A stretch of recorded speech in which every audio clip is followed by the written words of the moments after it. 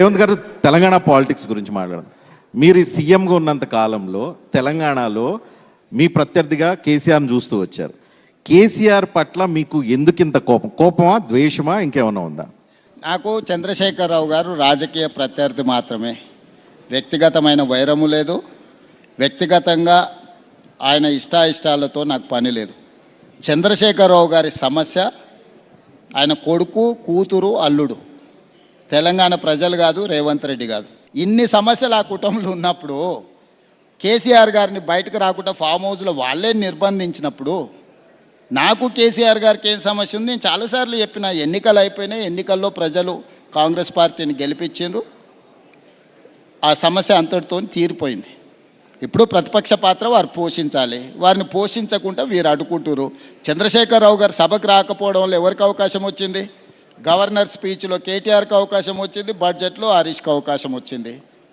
So వాళ్ళ మధ్యలోనే పోటీ జరుగుతుంది. రజనీకాంత్ గారు, మీరు ఎప్పుడు కేసీఆర్కి తెలంగాణ ప్రజలతోని, ప్రతిపక్షాలతోని, లేకపోతే పాలకపక్షంతో సమస్య లేదు.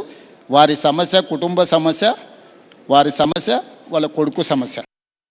అధికారంలోకి మేము రాబోతున్నాం అనే నమ్మకం బీఆర్ఎస్ నాయకుల్లో బలంగా వస్తుంది. ఎందుకంటే కాంగ్రెస్ పార్టీ 2 గ్యారెంటీలు ఇంప్లిమెంట్ చేయలేదు కాబట్టి ప్రజల్లో వ్యతిరేకత ఉంది. ఆ వ్యతిరేకత బై డిఫాల్ట్ బీఆర్ఎస్కి ఉపయోగపడుతుంది. మేము అధికారంలోకి వచ్చేస్తున్నామని ఆ పార్టీ అనుకుంటుంది. వాళ్ళకి ఏం చెప్పదలుచుకున్నారా?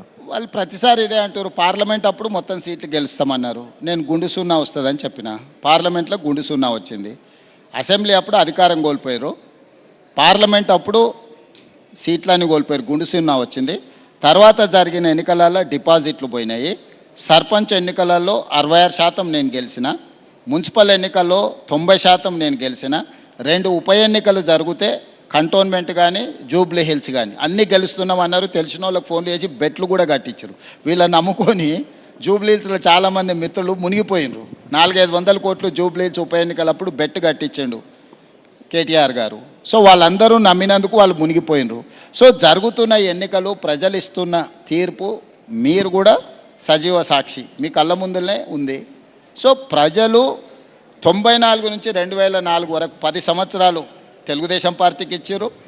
2004 నుంచి 2014 వరకు రాజశేఖర రెడ్డి గారికి 10 సంవత్సరాలు ఇచ్చారు. 2014 నుంచి దాదాపుగా 2024 వరకు 2 సార్లు చంద్రశేఖరరావు గారికి అవకాశం ఇచ్చారు. 2024 నుంచి 2034 వరకు తెలంగాణ ప్రజలు నాకు అవకాశం ఇస్తారు, కాంగ్రెస్ పార్టీకి అవకాశం ఇస్తారు. ఇది మన ట్రెడిషన్, మన సాంప్రదాయం. సో 10 సంవత్సరాల తర్వాత ప్రణాళికలు సిద్ధం చేసుకోమన్నారు ఎవరైనా. లేదు కోరుకుంటామంటే తప్పులేదు. మనం తపస్సు చేయంగానే మొదలు పెట్టంగానే అనుకుంటాం దేవుడు ప్రత్యక్షం కావాలని. కొన్నిసార్లు యుగాలు పడుతుంది దేవుడు ప్రత్యక్షం కావడానికి. కొంతమంది కోరికలు ఉంటాయి, తీరని కోరికలుగా మిగులుతాయి. మీకు తెలంగాణలో ప్రత్యర్థిగా బీఆర్ఎస్ ఉండాలని కోరుకుంటున్నారా, బీజేపీ ఉండాలని కోరుకుంటున్నారా? వాళ్ళిద్దరు కలిసి రావాలని కోరుకుంటున్నా. ఒక్క దెబ్బకి 2 పిట్టల్ని కొట్టాలనేది నా లెక్క. వాళ్ళని ఇద్దరిని వేరే వేరుగా చూడదలుచుకోలేదు. బీఆర్ఎస్ బీజేపీ బంధం ఫెవికల్ బంధం. సో రెండింటిని మడతేసి కొట్టాలనేదే నా లెక్క. మా కాంగ్రెస్ కార్యకర్తలు అందరూ సిద్ధమవుతున్నారు. వచ్చే ఎన్నికల్లో బీఆర్ఎస్ బీజేపీ కలిసి వస్తాయి. మేము కాంగ్రెస్ పార్టీ తరఫున వాళ్ళని ఓడిస్తాం.